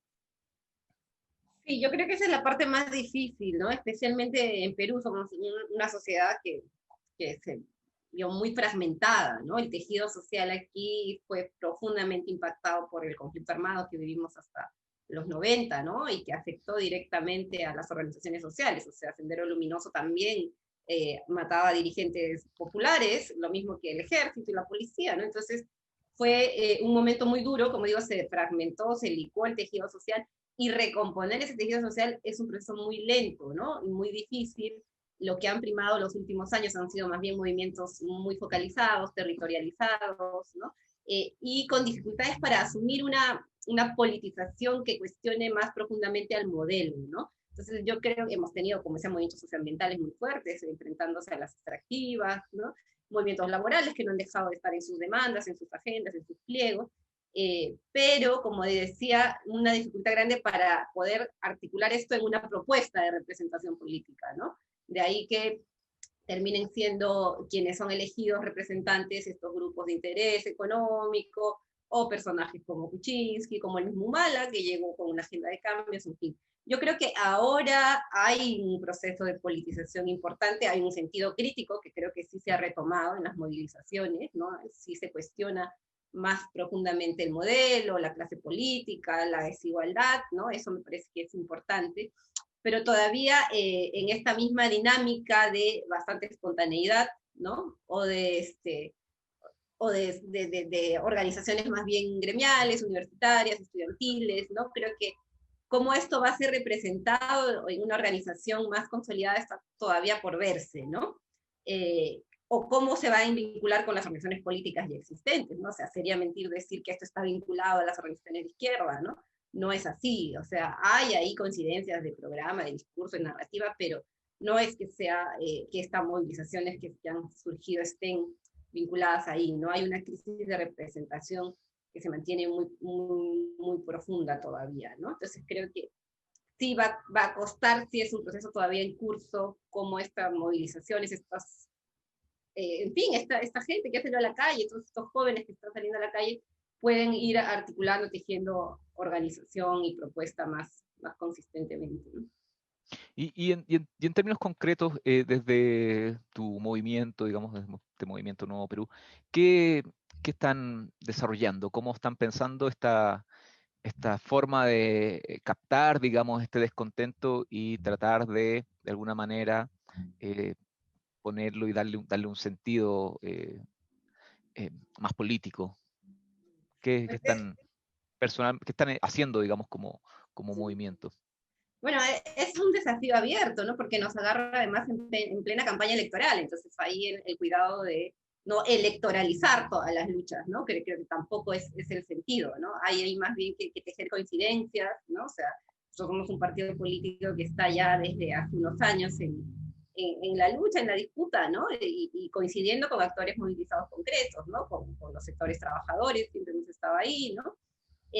Abriendo puentes de diálogo, de representación, por ejemplo, con sectores LGBT, las diversidades, los universitarios. Yo debo reconocer que hay una brecha con los jóvenes, ¿no? Creo que eso pasa en varios países, ¿no? Cómo llegas a esas generaciones más jóvenes que puedan expresar de alguna manera. Por lo pronto, como digo, la idea nuestra siempre ha sido, y la propuesta ha sido tender puentes de diálogo, de articulación, de tratar de generar más bien vías de representación, de canalización de demandas, ¿no? Ahora, en lo concreto, tratando de, por ejemplo, tener listas parlamentarias que sean representativas de esas luchas, ¿no? Está, por ejemplo, una compañera que es trabajadora de limpieza pública, que han sido muy movilizadas esta pandemia porque eran las que estaban en la primera línea y al mismo tiempo las que las despedían, o sea, en medio de esta precarización laboral, ¿no?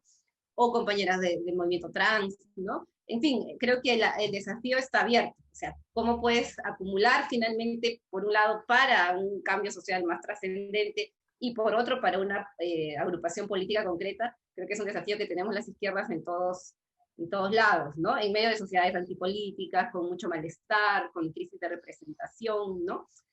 Porque el malestar hacia la política es generalizado, ¿no? Quienes distinguen estos son mejores que los otros son todavía una minoría más politizada, ¿no? Entonces sí creo que hay un trabajo ahí mucho más amplio y arduo que seguir haciendo. Hay un tema con la representación política que tiene que ver, creo que uno lo podría más o menos revisar en todo el continente.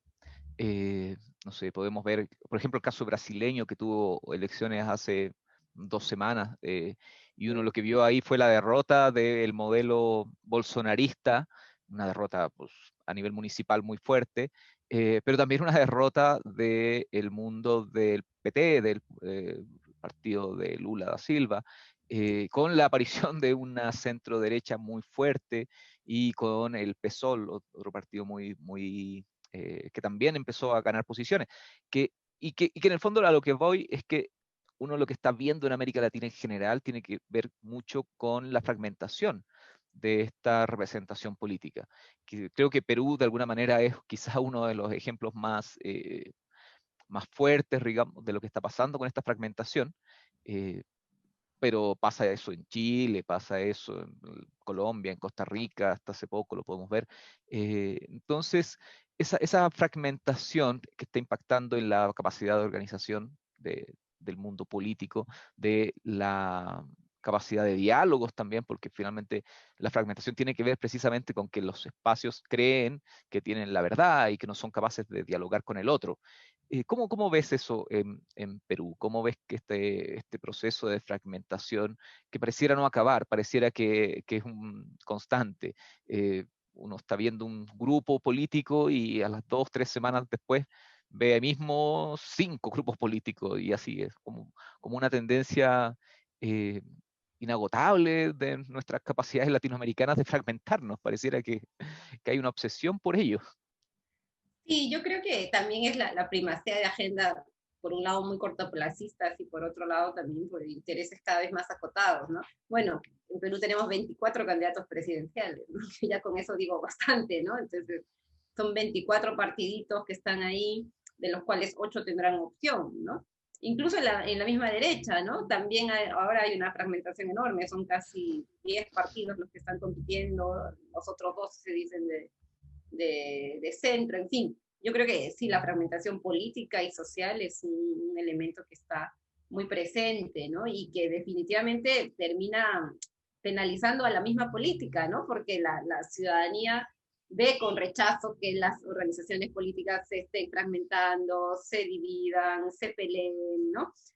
Y justamente es lo que hacemos. Entonces se vuelve como un círculo vicioso, ¿no? Una sociedad difícil de representar y organizaciones políticas, sociales, difícil de consolidar porque justamente están primando estos intereses, estas lógicas que siempre están buscando la diferencia, la segmentación, ¿no?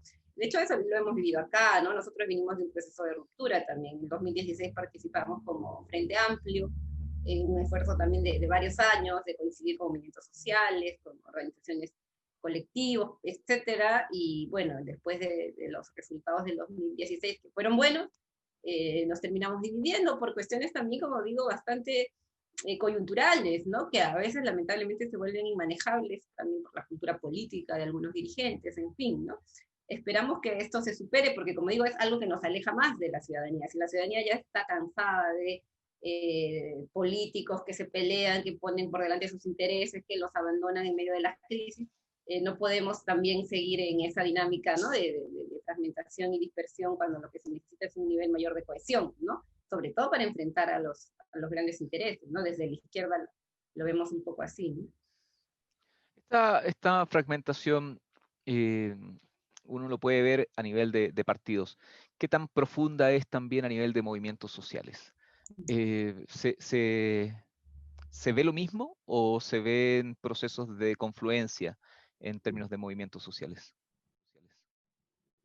Pues en Perú yo creo que todavía está muy fragmentado el sector de movimientos sociales, ¿no? Como decía, han sido años de movilización, de protesta, de impugnación al modelo, pero a la vez de mucha fragmentación, y eso ha limitado la posibilidad de cambios más sustantivos, ¿no? Hablábamos del crecimiento económico sostenido sobre todo en la exportación y de extracción de materias primas, ¿no? Entonces, el movimiento más movilizado justamente ha sido el movimiento socioambiental, ¿no? Comunidades campesinas, comunidades amazónicas, indígenas, etcétera, con diferentes coordinadoras, pero absolutamente desarticuladas entre sí, ¿no? Entonces tú podías tener paralizado el norte del país y luego el sur y no tenían ningún puente de conexión, ¿no? Entonces un nivel de fragmentación grande, ¿no? Que si tú dices, si coordinaran estas 3 coordinadoras o 4 o 5, pues hubiera conseguido cosas mucho más concretas, ¿no? Entonces sí creo que ha primado una lógica muy sectorial, por un lado, ¿no? Sectorialista, los trabajadores de la salud, los estudiantes, el movimiento socioambiental, el movimiento indígena, ¿no? Desconectado entre sí, muy difícilmente se han sentado todos a hacer, por ejemplo, una articulación que cuestione de fondo al modelo. Territorializado, además, como decía, ¿no? Los trabajadores de la agroexportación de la costa, ¿no? No necesariamente en diálogo con los de la selva, en fin, ¿no? Entonces, sectorializado, territorializado y finalmente fragmentado, ¿no? Los procesos de tejido de vínculos mucho más amplios que puedan articular algo más contundente en la crítica al modelo, creo que son todavía lénitos, ¿no? Y sí va a costar esa recomposición, ¿no? Que a la vez, como digo, vaya de paso con la renovación dirigencial y generacional, ¿no? Porque eso también es parte del problema, ¿no? No hay una nueva generación de liderazgo de jóvenes que se hagan cargo de esas organizaciones y puedan superar un poco esas trabas que han tenido, ¿no? Nos hablabas de la cantidad de candidatos presidenciales, de estos 20 y tantos, y de estos 8 que a lo mejor tienen posibilidades. ¿Cómo ven, cómo están ustedes enfrentando esta situación, este proceso electoral presidencial?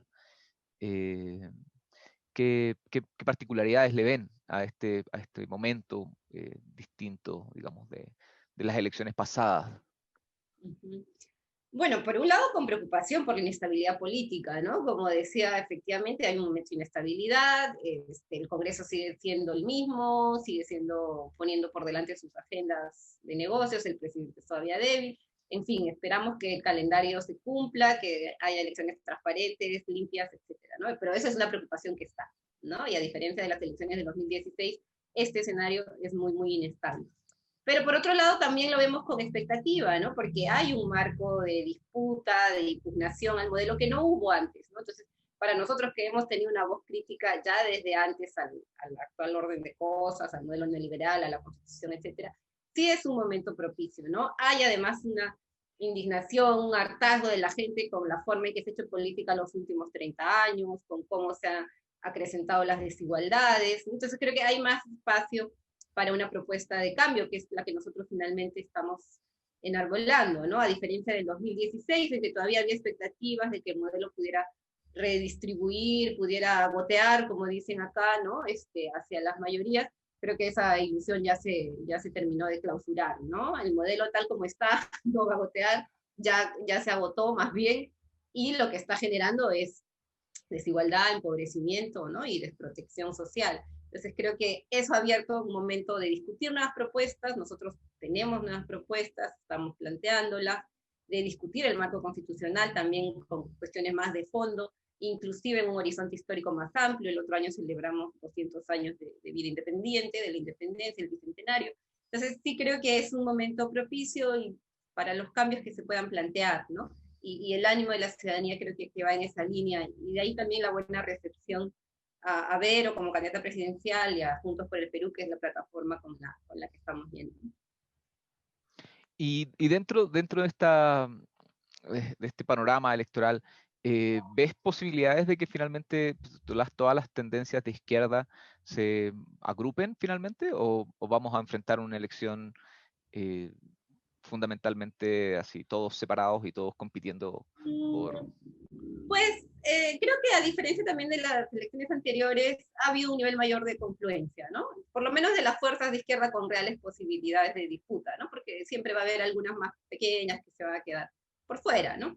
Ahora, entre las 24, creo que son 3 las fuerzas de izquierda que están yendo, ¿no? La más potente es Juntos por el Perú, ahí hemos confluido con organizaciones como el Partido Comunista, el Partido Humanista, estamos nosotros como Nuevo Perú, ¿no? Es una plataforma que ha logrado una confluencia importante.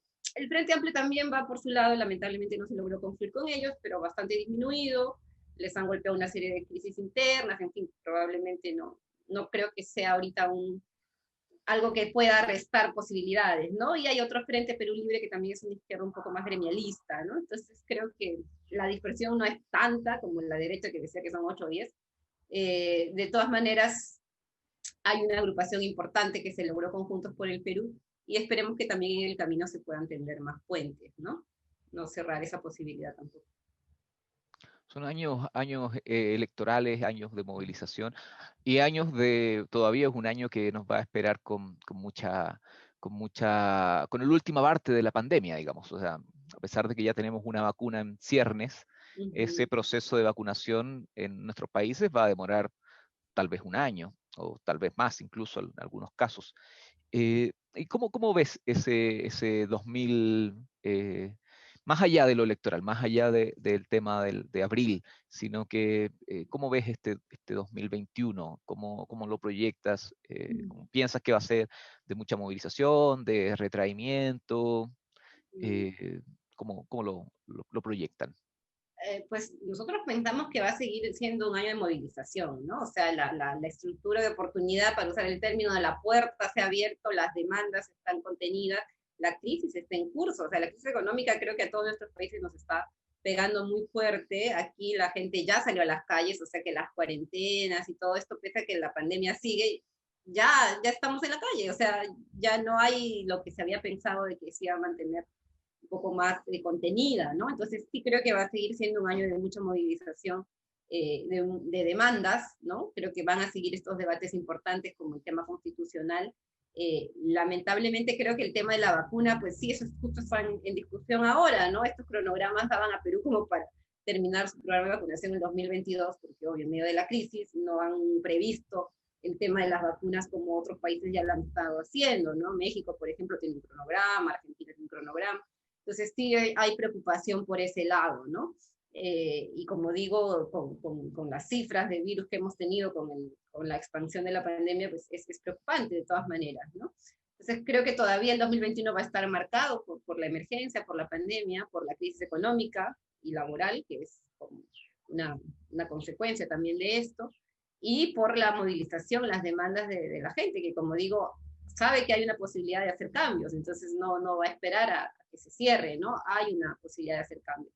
Y creo que me temo también que la inestabilidad política puede continuar, ¿no? Esperemos que Sagasti termine su mandato en julio y que las elecciones se desenvuelvan en normalidad, pero sí esa posibilidad también sigue latente, ¿no? En otras palabras, tienes un optimismo cauto respecto al próximo año. Sí, todavía. Sí, es difícil proyectar, creo yo, qué va a pasar en el continente en su conjunto, sobre todo porque por lo menos el cronograma de vacunas para toda América Latina es bastante poco halagüeño, porque vamos a terminar recién esos procesos de vacunación en el 2022. Exacto. Entonces, y claro, bueno, por ejemplo, te cuento que en México tenemos una situación bastante complicada en la ciudad y no se puede cerrar porque finalmente hay mucha gente que subsiste con su trabajo al día. Entonces, no puedes decir, bueno, vamos a cerrar una parte de la ciudad y en realidad vienen otros procesos, otros temas económicos muy, muy fuertes. Es relevante. No sé si te gustaría decir algo más para ir cerrando nuestra conversación. No, solamente creo que es importante leer Latinoamérica en su conjunto, ¿no? Lo que ha pasado en el 2020 ha sido importante en términos de reactivación de las movilizaciones populares en Bolivia, en Chile, ¿no? Pese a todas las crisis, hemos visto que se han podido sacar adelante alternativas de cambio, ¿no? Aquí en Perú, por lo menos, hemos visto con mucha expectativa el triunfo del MAS, el regreso del MAS al poder, el referéndum en Chile, lo que acaba de pasar en Argentina con el tema del aborto, ¿no? Entonces creo que sí es importante mirar, seguir conversando sobre Latinoamérica, sobre nuestros países desde esta perspectiva más regional y poder ahí tender puentes también para aprender de nosotros, de nuestros procesos, de cómo poder ir cambiando las cosas. Sí, un poco ese es el objetivo del ciclo, digamos, porque de alguna manera las alternativas se están construyendo en distintos países y hay que ir retomando algunas cosas que se están haciendo bien en algunos lados y otras que se están haciendo muy mal en otros. Entonces es importante ese diálogo, esa conversación respecto a lo que pasa en nuestro continente, el continente en su conjunto, porque también en Estados Unidos vemos determinados procesos muy particulares que pueden ayudarnos a buscar salidas, digamos, en este momento muy particular de nuestro continente.